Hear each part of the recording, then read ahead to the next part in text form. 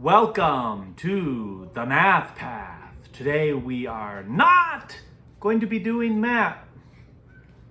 Oh, okay. Thank you. We're not going to be brushing hair either, I don't think.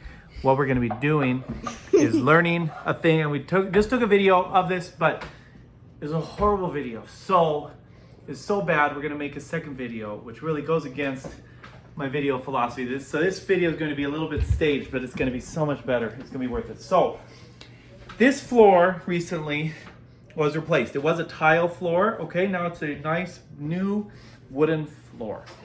Now the tile is obviously, it wasn't a concern of scratching it or anything, but this wood is a much lower durometer. It's much softer, dentable, scratchable material than ceramic, which is very, very hard material. You really generally do not have to worry about scratching it. So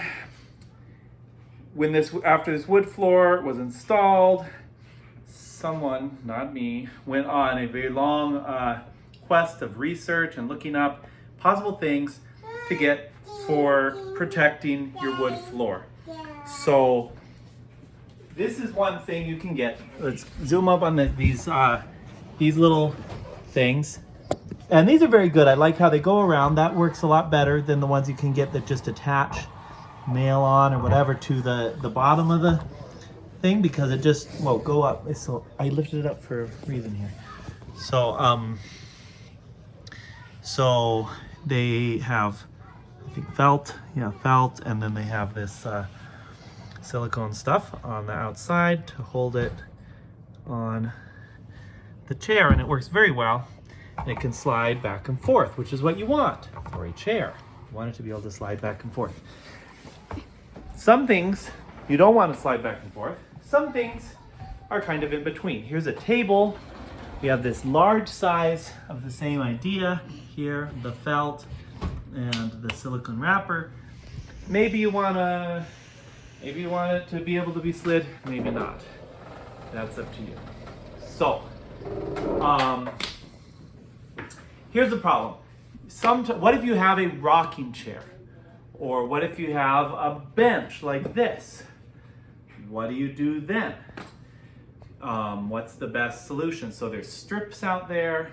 Apparently they're not very good. People do not like them. They hate them. They get bad reviews.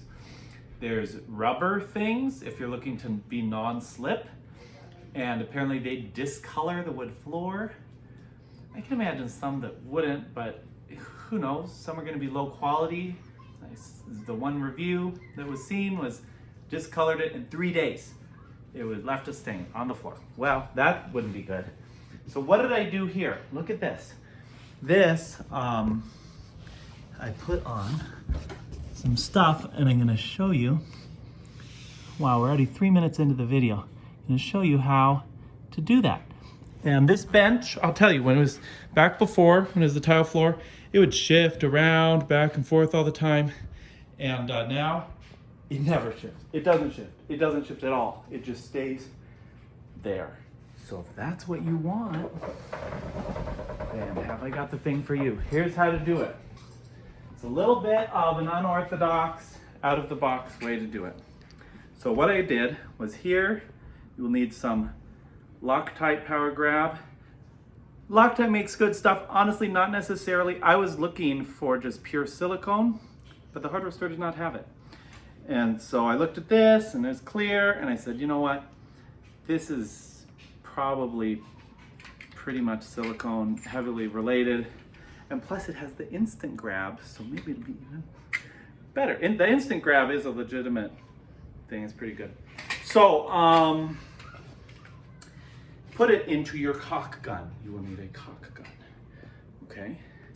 And then, actually, first, prepare the surface. So look at this. We gotta get rid of these things that are on it right now. So then, see, it's staged. When I took it out, that thing fell off, and then I had to remove the nail too. And this is an advertisement for Engineer pliers from Japan. They're very good. They removed the nails, they removed all these things, just like butter. Very simple, because it's made for round things. As seen as featured, you might have seen these in the hair burr removing video. So, it takes them right out, no problem. Great. Now we take this, you gotta cut your top off of this. This has already been cut off. And so what we're gonna have to do, it's dried up. It's always gonna be dried up. So we gotta actually take a screwdriver or something and push it out. So let's take off the lid, push this out, and you'll be set to go again. You can also put when you cut off the tip of the lid, you can save it and then put it on upside down and jam it in there. And if you do that good enough and don't have air in it, sometimes, I don't know, it always dries out eventually, but sometimes you don't get very much dry out. So yeah, I used to install rain gutters.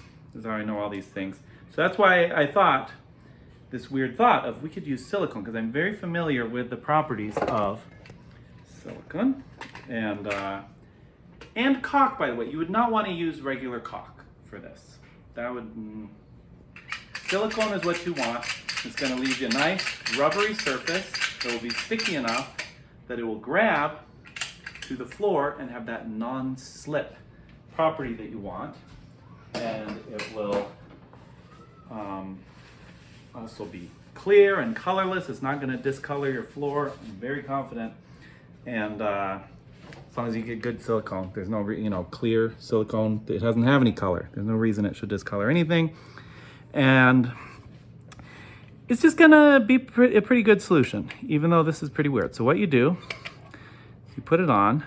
You want to get a nice thick bead going all the way across, and hopefully you can get it good enough that you don't have to stick your fingers in it and mess with it a lot, because so this was not great. I probably should have just cut the tip a little bigger, but whatever. I'm just gonna press it down on these sides, and